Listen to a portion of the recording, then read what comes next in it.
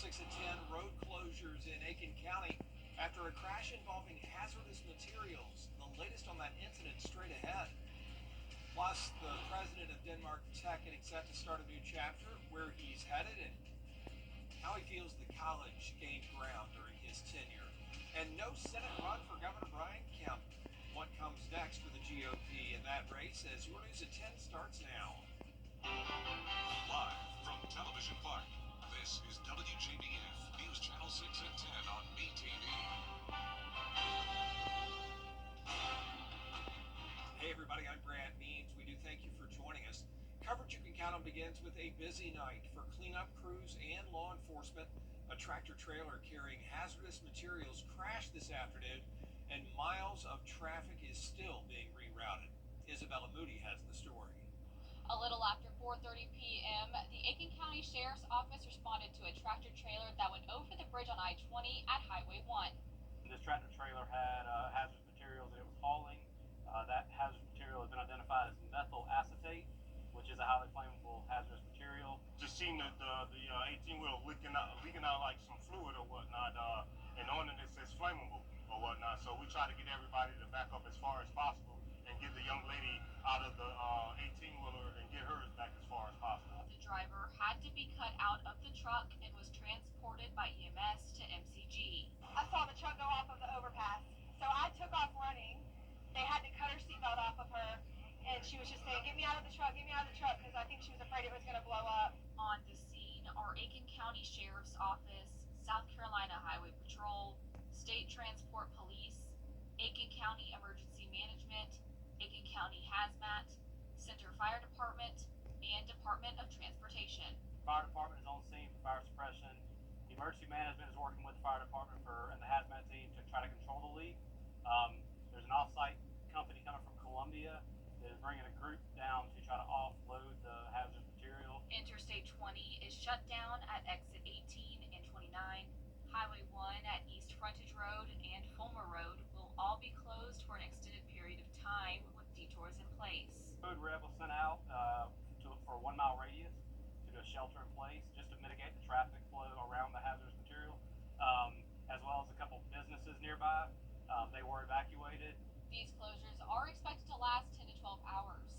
If that estimate holds, the roads will remain closed until at least 2 a.m. Wednesday. In Aiken County, Isabella Moody, WJBF News Channel 6. Officers have made an arrest in a crash that claimed the life of a child. It happened yesterday afternoon at the intersection of Peach Orchard and Tobacco Roads. 8-year-old Camden Poole died in the wreck, and now officers have charged that man, 49-year-old Lee Jones, with misdemeanor vehicular homicide and failure to yield. Let's take a first look at our weather. Our chief meteorologist, Jenna Petracci, is standing by with that. Well, it's a nice night, Brad. It's still very dry, and we had nice warm temperatures today with sunny skies this afternoon. Now here's a live look in on our Terry Lambert Hyundai Sky View Cam in Aiken. You can see it's nice and quiet tonight with our almanac showing a chilly morning, though. So if you're headed out early, I'm sure you felt that crisp fall-like air. Definitely above average for the month of May. 49 degrees this morning. A high of 84, though, bringing us right back on track with average temperatures. And now we're sitting in the 60s and still some spots in the 70s, so warmer than last night for sure. 68 in Allendale, 70 in Louisville and Millen. Aiken, you're at 64, 69 in Sparta, and still at 72 in Waynesboro, where it's 4 degrees warmer than yesterday, 9 degrees warmer than this time last night in Wrightsville. Our dew points are starting to rise. We're seeing 50s compared to the 30s and 40s like we've had over the past couple of days. And the winds are nice and calm, only up to around 3 to 4 miles per hour. Our satellite and radar are still showing clear conditions, but notice all this cloud cover moving in from the west. High pressure is moving out as low pressure moves in, and notice this big batch of rain across Arkansas, Louisiana, and Mississippi. We're not going to see heavy downpours like they're seeing, but we will have some light rain tomorrow morning starting around 8 a.m. Temperatures will be in the upper 50s to low 60s. Looking ahead, you can see light showers in the forecast for now. Then we can see some heavier downpours and storms Thursday and Friday. I'll have a look at your futurecast coming up shortly, but back to you, Brad. Jenna, thanks. There's a leadership change about to happen at Denmark Technical College, where the president is getting set to leave. He's Dr. Willie Todd Jr., and he did a lot on campus. The school expanded academic offerings, renovated buildings, and strengthened ties with the community. enrollment went up. The college earned renewed respect across South Carolina. It became important that we tell our own story, and that's what we started doing. We started rebranding. We made sure that we were highlighting the successes that were happening. There were so many great things happening at this institution, but we were keeping them a secret. Dr. Todd starting his new role at Talladega College on July 1st. Congratulations. No word, though, on who's going to take over at Denmark Tech. Georgia Governor Brian Kemp is not going to run for the Senate next year against incumbent Democrat John Ossoff. Republicans trying to maintain their 3-seat majority in the Senate, so Georgia could be key. Political experts say the governor may be looking at entering the 2028 presidential race instead. There are going to be a lot of ambitious Republicans who might see their opportunity emerging now that Kemp is out of the race. And so I might expect a slightly bigger field than there would have been if Kemp had been in the race. And so I think the challenge for Republicans is whether or not they have a really acrimonious primary, one that ends up weakening whoever the Republican candidate would be. Other folks to challenge Senator Ossoff could be 4 U.S. representatives, including Marjorie Taylor Greene and maybe Georgia Secretary of State Brad Raffensperger.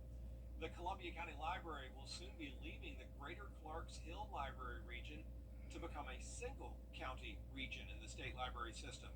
That'll allow the library to address the needs and preferences of its residents while continuing to get state funding. The move takes effect next year. Commissioners approving a plan for the old Weed School building in Augusta. Leaders signing off on a plan to convert the old school into 40 affordable housing units. It'll also have retail and community space. The city will spend $800,000 in Rescue Act money on the project. Augusta commissioners say they'll keep a local restaurant open. The commission voting today to revoke the Sunday alcohol sales license at Tiffany's on Broad Street. The restaurant has been cited for several violations, including serving alcohol after hours, violating the city's indoor smoking ban, and operating as a nightclub instead of a restaurant. But at the sheriff's recommendation, commissioners did vote to allow Tiffany's to keep operating as a bar. No accountability from the owners, and from that perspective, I can't go with that. When you say that you can't control someone smoking in your place, you can't control this. You have a basic responsibility, an inherent responsibility as a business owner. So that's not something I can deal with. I will go with the sheriff's recommendation.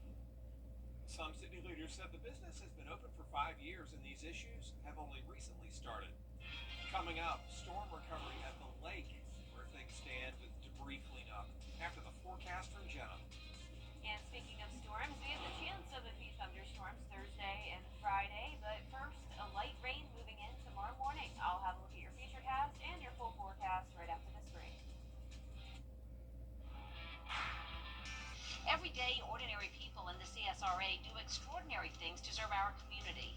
Each month, News Channel 6 recognizes these outstanding volunteers with the Giving Your Best Award. Do you know an everyday hero who goes the extra mile to help others? Nominate them for the Giving Your Best Award by visiting WJBF.com and filling out the entry form. Sponsored by Science Code, Piedmont Augusta, Security Federal Bank, and News Channel 6.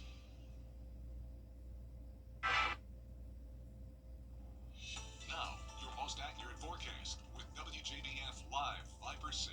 Welcome back. Today was Education Day at SRP Park, and I was honored to give a presentation on the field and throw the first pitch. It was a beautiful day for it as well. There's the first pitch. It could have been worse. Not bad at all. Very similar to how I did it last year. So this is my second year in a row at Education Day. I was honored to be there. Thank you to the Augusta Green Jackets for having me once again. This is always a fun way to conclude my school visits for the year. The tornado in a bottle is always a huge hit, glitter tornado at that. Kids loved it. They loved learning all about the weather. I saw some new faces and some familiar faces from my school visits this year. I met a few different kids that said I visited their schools, which was awesome to see. So such a fun day. We had great weather, but as we go into the rest of the week, the weather may be looking a little bit different. Now tomorrow, the Augusta Green Jackets are taking on the Hickory Crawdads once again. First pitch is at 7:05. So the game today was around 11 a.m. It was nice and sunny. Now by the time the game starts tomorrow, it's going to be around sunset and it will be mostly cloudy. We'll be sitting comfortable though at 74. It's possible that a brief light shower could come through, but it's definitely not going to be a washout for the game. That may change as we go into the rest of the week, but at least Wednesday is looking pretty good and then we'll be at 67 by 9 p.m. So you can tell that it's about to be cloudy because look at satellite and radar. Cloud cover already moving in from the west. High pressure still in control for now, but soon this low pressure system will be taking over, and this is going to stay with us over the next week. This is going to be a very slow moving system. This big batch of rain is across pretty much the entire state of Mississippi and impacting Louisiana with some stronger storms. Now, because of the placement of the warm front, we're going to see the possibility of some storms on Thursday as well once that front gets a little bit closer to us. But in the meantime, tomorrow it's just a light rain. Current temperatures are in the low 60s through lower 70s, a bit warmer down towards the southern half of the CSRA. Tomorrow morning we'll be sitting in the upper 50s, so nearly 10 degrees warmer than it was this morning. So yeah, getting back to near average temperatures. But in the afternoon we're below average. The clouds will limit us from warming into the 80s, so we'll only be topping off at around 76.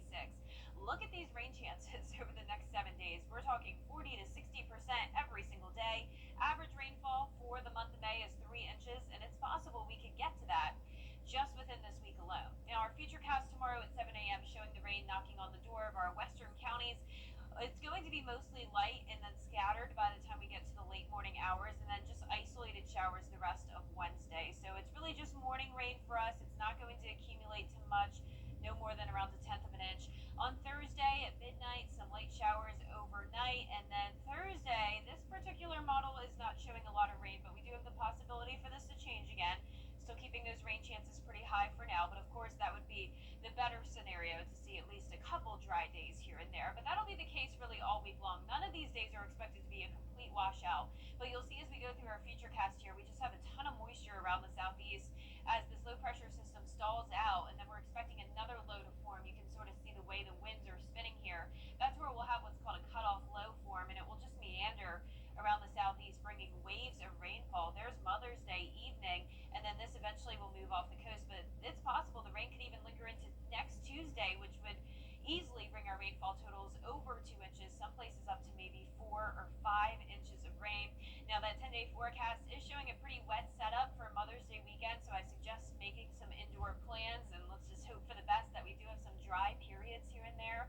Next week will dry out on Wednesday, and temperatures will start to warm back up, but at least it's not going to be too hot for Mother's Day weekend. That's the positive side, Brett. All right, yep, that's a silver lining, I guess. Jenna, thanks. The Army Corps of Engineers giving us a look at damage from Hurricane Helene at the lake. The Corps manages 51 recreation areas up there, spanning 150,000 acres, and the storm damaged all of them, all 51. 39 are open, or at least partially open now. They just need the money to remove about 500,000 cubic yards of debris. It's tens of millions of dollars to get it all removed. So if we get supplemental funding, it'll be quicker.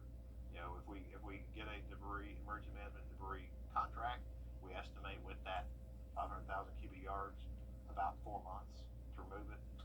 If we don't get supplemental money, we'll continue to use our O&M funds here locally. It'll just take a lot longer. Engineers say the goal is to open the West Dan Lake by the end of the summer, and then from there they'll focus on the Lake Springs area. Coming up, the future of streaming sports, why lawmakers are concerned as News Channel 6 at 10 continues.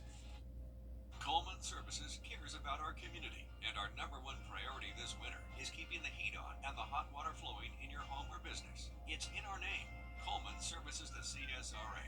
Whether you're in Thompson, Harlan, Evans, Augusta, North Augusta, or beyond, call us anytime, day or night, 24/7, 365. At Coleman Services, you are our number one customer. Call Coleman Services, your plumbing, heating, and AC pros. Touch can mean so much. I'm Basil John. Coming up, the North Augusta boys and girls teams playing their respective opponents. Find out who came out with wins and their coaches' responses. From Is It Possible? Every day, ordinary people in the CSRA do extraordinary things to serve our community. Each month, News Channel 6 recognizes these outstanding volunteers with the Giving Your Best Award. Do you know an everyday hero who goes the extra mile to help others? Nominate them for the Giving Your Best Award by visiting WJBF.com and filling out the entry form. Sponsored by Science Co., Piedmont Augusta, Security Federal Bank, and News Channel 6. To get the weather you need to see Sports gives you the Skyview Network. Get a live view of traffic and weather from all over the CSRA. Available online 24 hours a day at WJBF.com and the free Live Viper 6 mobile app. The WJBF Live Viper 6 Skyview Network, powered by Terry Lambert Hyundai. Low prices, big selection, and committed to quality customer service. Is rainy weather putting a damper on your day? Enter to win your very own Live Viper 6 umbrella today. Visit WJBF.com and click on Contest. Then fill out the entry form for your chance to win. Getting your hands on a Live Viper 6 umbrella has never been easy. That's right. Lucky winners will be announced weekdays on News Channel 6 at 6. Who knows? It could be you. Sponsored by Busby's Heating and Air. When quality matters, call Busby's. Trusted since 1945. Over the years, thousands of people have gotten their hands on one. And who knows, you could be next. In your very own Good Morning Augusta coffee mug at WJBF.com/coffee club. Sponsored by Honda Cars of Aiken. Now, WJBF sports coverage you can count on. The American Junior Golf Association provides an opportunity for junior golfers to showcase and develop their skills. Now, one event that's happening right here in the CSRA is the Von Taylor Golf Championship at Bartram Trail Golf Club. Now, this year's field will be one of the toughest in any AJGA event, with 78 juniors from across the world, 51 boys, and 27 girls competing. Now, the championship is a 54-hole stroke play competition. It's also open to spectators, players' families, and all volunteers free of charge. Now, the AJGA chose this championship in particular to receive the Tournament of the Year award, making it their 9th overall award. Now, Taylor is a 3-time PGA Tour winner and an Augusta native who played at then Augusta State. So a full circle moment now, helping younger kids achieve their dreams. It means a lot to me. It's great to be hosting a junior golf tournament in my hometown. A tour that I used to play on as a kid, and it provides such a great opportunity for kids to achieve their goals of getting into college scholarships and play golf, and hopefully pursue a professional career. Hard work, good fortune, but dedication and practice is one of the most major important things at that age. You have to put a lot of time in to perfect your craft. The tournament tees off on June 17th and concludes June 19th. The South Carolina High School League playoffs are in full swing, with multiple schools still fighting to stay alive in the state tournament. Now, two rivals, North Augusta and Midland Valley Softball, squaring off at Riverview Park. This one was a hitting parade to begin with. The Mustangs scored 8 runs on 5 hits to make it a 9-3 lead in the top of the 4th inning. But in the 5th inning, Mallory Smith crushes a home run into center field. That's out of here in a hurry. The Yellow Jackets, they try to make a comeback, but the Mustangs just too much to overcome. They beat North Augusta 16-7 and also grabbed the victory on their coach's birthday as well. This is a rivalry. We've seen them twice in the year already, and it's always a battle until the end. They're a great team. We tried to prepare and tried to get pumped up as best we could, stay up the whole game, and they just had each other's back all night. When somebody got hit, it just kind of rolled from there, and they just kept hitting. They had their pitchers back. My pitchers threw a great game tonight, and they just made the little plays. And the Mustangs traveled to South Florence on Thursday. Now, right across the way, the North Augusta baseball team hosting the Aiken Hornets. North Augusta coming off a 3-0 victory over Lakewood on Monday. They hold on to beat Aiken with a 4-2 win. Now, the Yellow Jackets, they were 4-13 at one point in the season, but never gave up, got hot at the right time, and now they keep their momentum going heading into September. Big pitching in big moments, timely hitting. Had a couple of big hits early, had a big hit late to attack a run on. But we pitched the ball when we had to, and we made plays when we had to, and we got the timely hits when we had to. That was the difference tonight. They believed in what they're capable of, and we never doubted them. We always worked hard. The boys, to their credit, they came out every single day, and they knew it would turn around eventually, and it did. And we're benefiting from their hard work right now. The Yellow Jackets move on to face the winner of Gilbert or Aiken on Saturday. Now, the first day of the SEC softball tournament underway in Athens. The 12th-seeded Georgia Bulldogs squared off against the 13th-seeded Kentucky Wildcats. The 4th inning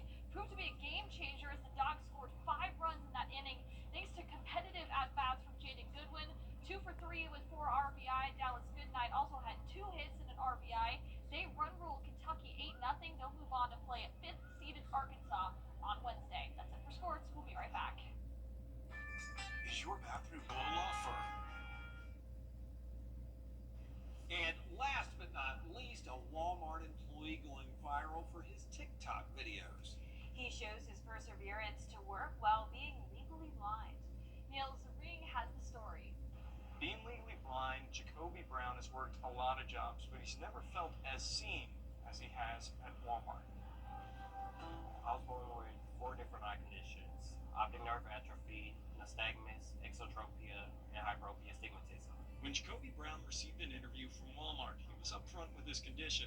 That wasn't the only thing hiring manager Brenda Draper remembered. He really was eager to work, and he's like, I can do anything, and I just would really like to try. She let him try, first organizing shelves and eventually stocking them overnight with accommodations. So I scanned the item, and I had to screenshot it just so I could blow it up. It's A15 9 6.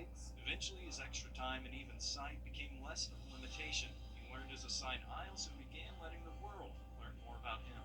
Hi, my name is Jacoby. I have this ballot to conclude. Don't let your disability stop you.